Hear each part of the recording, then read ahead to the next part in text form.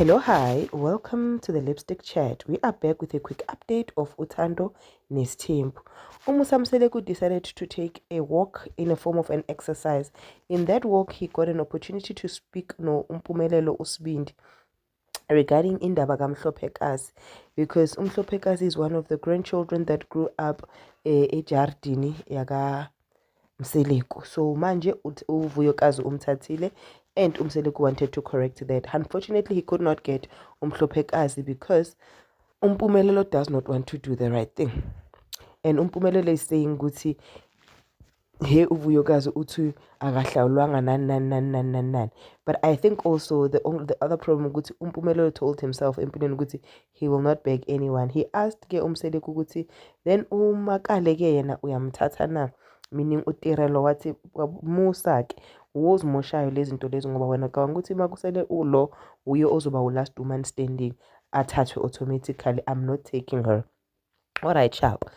Acele uSne ukuthi kube huye oyogqokisa umakoti nyale umakhwela, so uSne is ready ukuthi ahambe namandwendwe. Furthermore, abe ne-meeting nabafazi bakhe badiscuss indaba ye-trip. Umacele ame lami khona ukuthi yena akasawahamba ama-family trips, akasaziboni lapho. Remember, abafazi abanye bajabulile mangahamba ama-family trips because they are able to sleep with their husbands on these trips, because kulama trip uMseleku bekalala no first wife only, like his ultimate night sleep would be in that room. Bekazoya yobabulisa bavalelise kanjalo, but u-good night la agqina khona ugqina ngale.